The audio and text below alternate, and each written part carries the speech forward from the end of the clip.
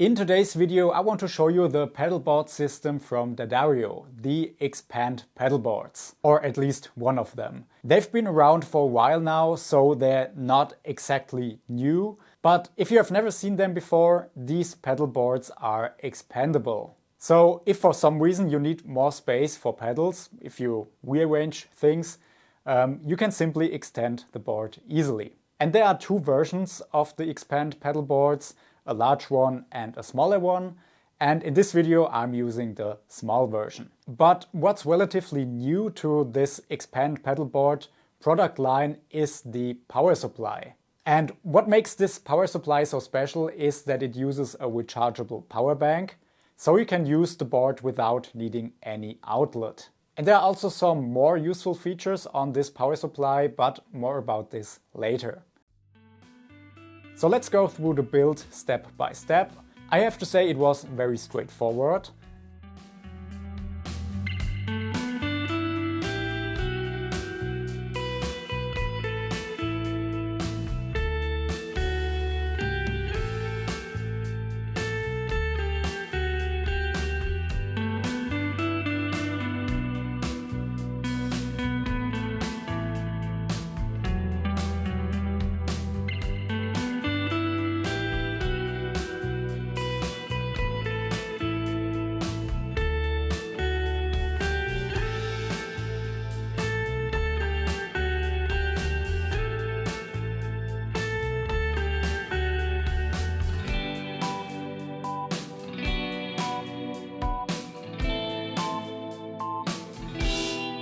And here you can see the expand feature in action, and depending on how far you pull the rails out, you can fit around 4 to 8 pedals on this board. These plastic parts, by the way, help to route your cables very cleanly, which is very nice.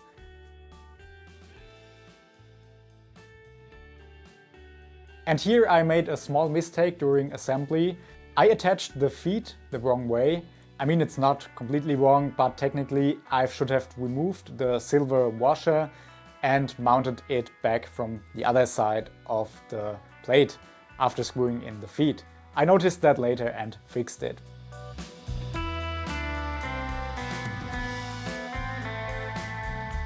Now I'm adding my pedals. I choose a very simple signal chain, so I can use this pedalboard into a clean amp. And what I'm using is a tuner from Daddario, then the rest is Boss pedals, like Boss standard pedals, SD1, BD2, chorus, delay, reverb. That's it.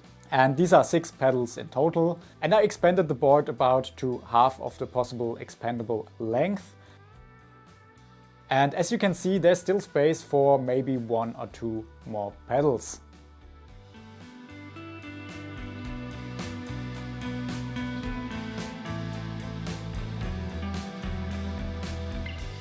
Then I added the patch cables, and these are also from Daddario.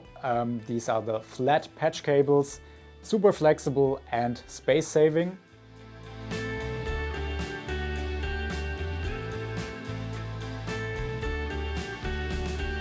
And then we come to the power supply, which is very interesting.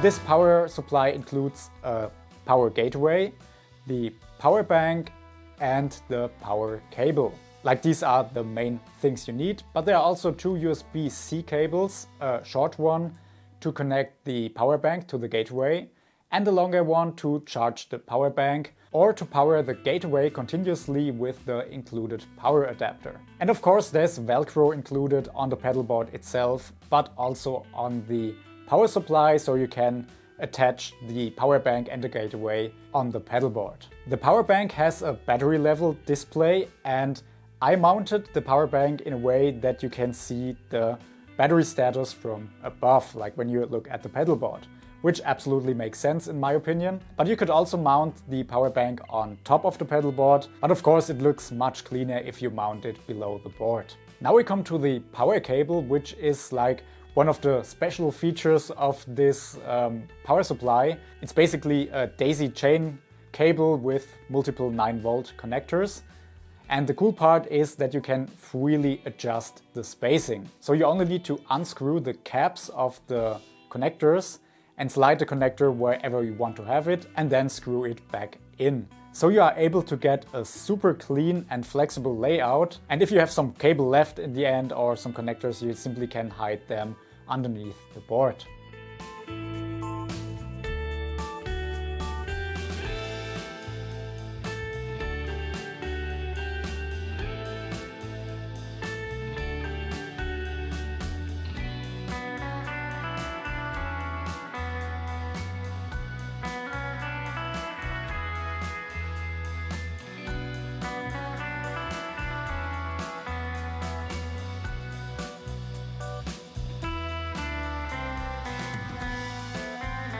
So now this is the finished board. And as I said, the battery status is visible from above, which is really cool. And to turn all this on, you simply use that little on and off switch on the side of the power bank. You have to press and hold it, and this way you turn it on, and you do the same to turn it off. So let's test it and see if everything works.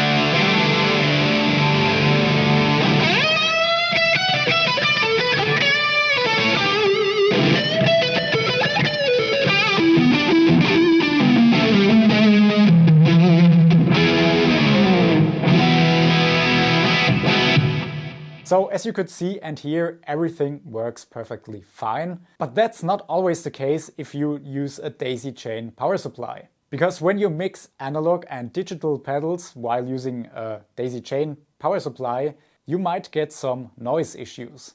In my case, I had no issues, but this can happen depending on which pedal combination you are using. And Daddario has a solution for this exact problem.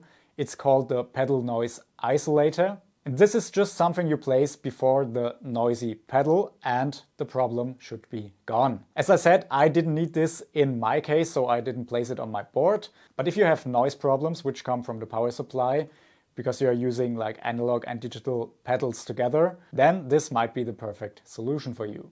And another cool product in the XPND product line is the microphone stand, which you can mount directly on your board. And this is perfect for saving space on small stages or for rehearsals. If you mount it on the small board, then it's pretty stable, but it might tip if you bumped into it too hard. But on the large pedal board, this should be no issue at all. I mean, it's not an issue at all at the small pedal board, but it's just if you bump in very hard. And yeah, overall, this is a super practical feature, like I said, especially if you are playing on small stages or for rehearsals. And of course, this pedalboard also has a matching bag. And you can fit the board into this bag in all sizes. That means if you extend it completely, or if you use it in the smallest format, it always fits perfectly into this bag, because you can simply use these included Velcro spacers to secure the board in any position. And if you have fully extended the board, you just remove them and it fits perfectly in there. Even though the XPND pedal boards from Daddario aren't new, this was my first hands-on. And I have to say, I'm very impressed. It's like all the little things, like the cable clips or the fact that there's Velcro already attached on both sides of the pedalboard rails, the power supply with adjustable cables, the power bank. All this really completes the system perfectly. And I have to say, this was super fun to build. And all these add-ons like the mic stand and the pedal noise isolator are super great additions, and you can just add them to your board based on your personal needs. And I will definitely keep using this exact board because I really enjoy it and it's super practical, so I will probably use it for demos and test videos. And yeah, I'm super happy how well this turned out. All the products that I featured in this video are linked down in the video description. So if you want to support my channel, make sure to use those links. It doesn't cost you anything, but it helps me a lot. And now please let me know what you think about the XPND pedalboard system down in the comments. If you enjoyed this video, then please make sure to hit the like button and subscribe to my channel if you are new here, so that we can see each other in the next video.